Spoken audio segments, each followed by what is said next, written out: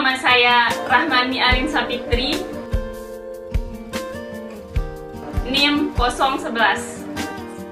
Saya Hoirotunisa, NIM belakangnya 013. Ya, Syifa Aulia Asyura,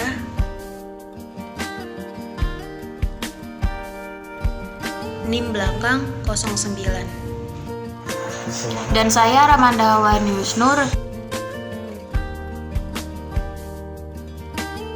NIM 08. Kami dari kelompok 7 Menjelaskan salah satu materi untuk memenuhi tugas psikologi sosial dan akan membahas tentang stereotip. Untuk sebagian orang, mungkin kata stereotip ini terdengar asing. Namun, tanpa kita sadari, stereotip ini sering terjadi di lingkungan kita sehari-hari. Lalu, apa sih yang dimaksud dengan stereotip itu?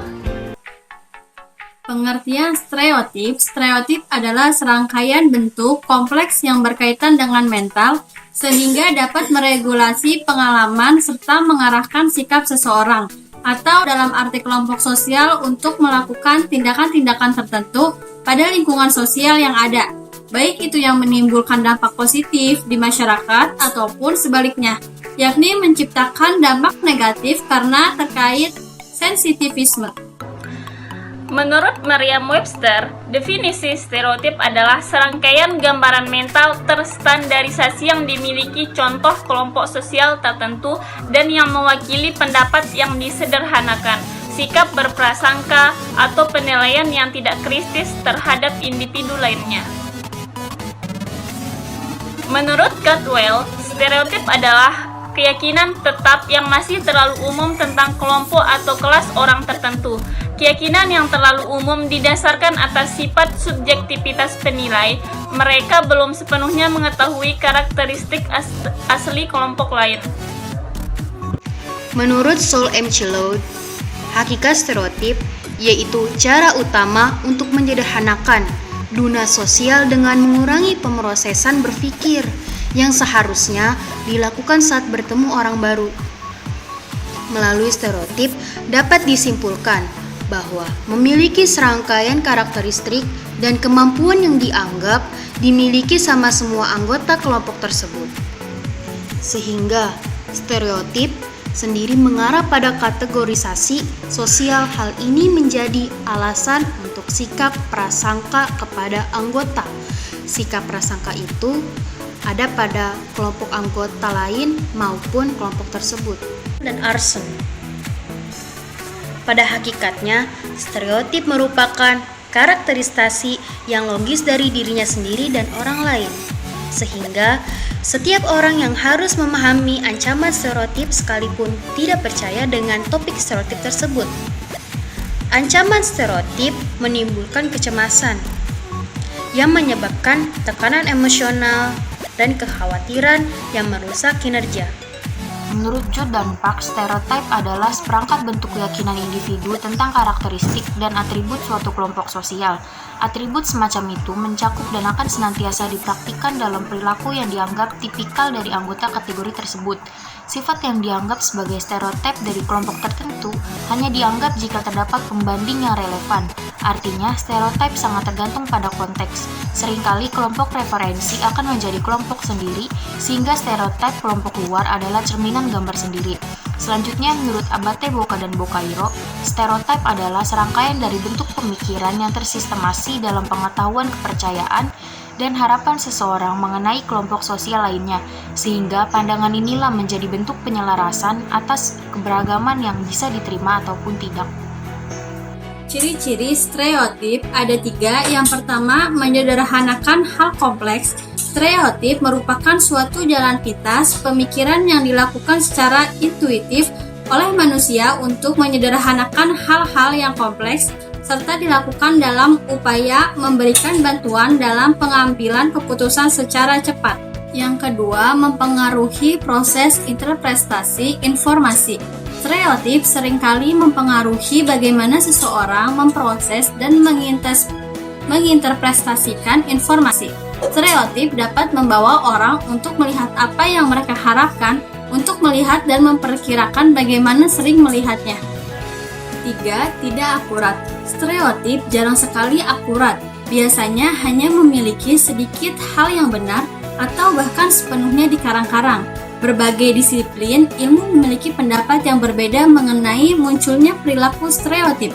Psikolog menekankan pada pengalaman dengan suatu contoh kelompok sosial, pola komunikasi tentang kelompok tersebut, dan konflik yang terjadi antar kelompok.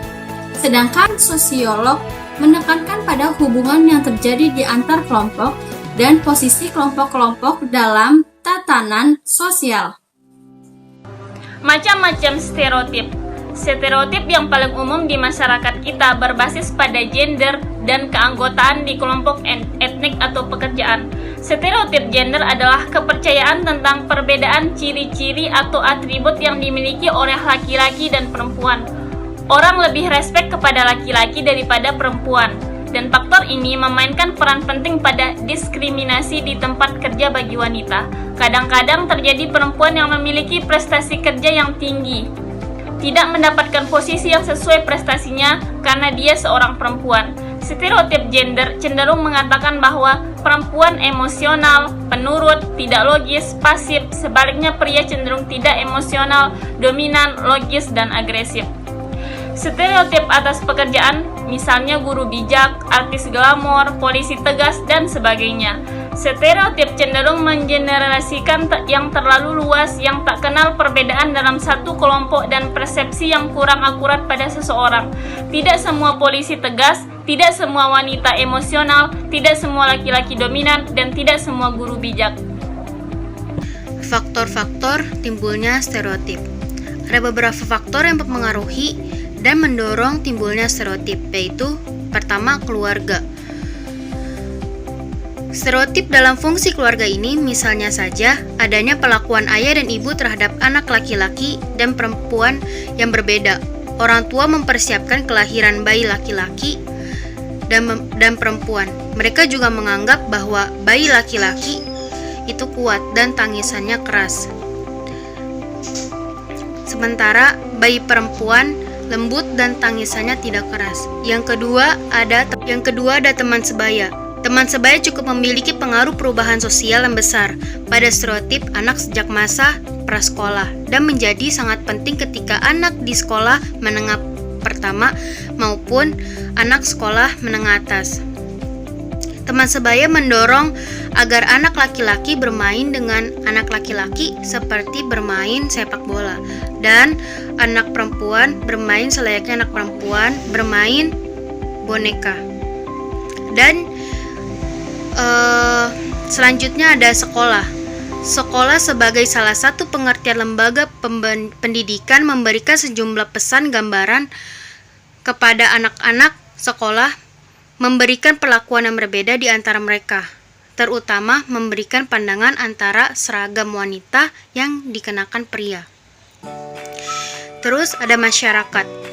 Masyarakat memberikan stereotip anak melalui sikap mereka dalam memandang apa yang telah disediakan untuk anak laki-laki dan perempuan, mengidentifikasi dirinya perempuan cenderung perlu bantuan laki-laki, pemecah masalah. Dan yang terakhir ada media massa. Melalui media massa, melalui penampilan pria dan wanita yang sering terlihat di iklan-iklan TV maupun koran, tidak hanya frekuensi yang lebih banyak pada laki-laki daripada perempuan, tetapi juga pada jenis pekerjaannya yang ditampilkan. Laki-laki lebih banyak dan lebih bergengsi daripada perempuan. Dalam kenyataan tentang perjelasan beragam uraian di atas, dapatkah dikatakan bahwa stereotip adalah suatu bentuk kegiatan cepat berpikir yang memberikan kita informasi yang kaya dan berbeda tentang individu yang kita tidak tahu secara pribadi. Dampak stereotip. Meskipun stereotip pada umumnya adalah stereotip yang negatif, tetapi juga memiliki suatu fungsi, antara lain yang pertama, menggambarkan suatu kondisi kelompok tertentu. Yang kedua, memberikan dan membentuk citra kepada kelompok. Yang ketiga, membantu seseorang dari suatu kelompok untuk mulai bersikap terhadap kelompok lainnya. Dan yang keempat, melalui stereotip ini kita dapat menilai keadaan suatu kelompok. Nah, begitulah penjelasan teman-teman saya tentang stereotip.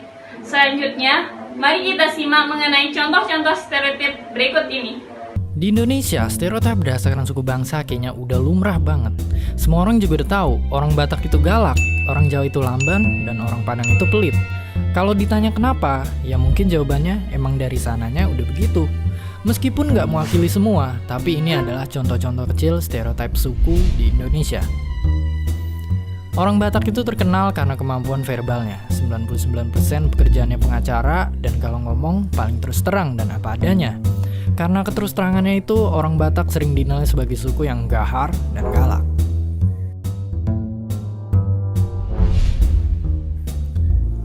Sedangkan suku pencipta masakan rendang ini udah gak asing lagi punya stereotip pelit.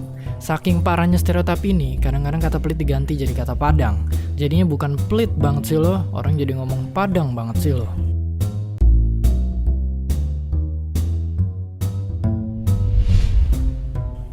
Orang Jawa, lamban, gak tegas, kalau ngomong suka muter-muter dan basa-basi.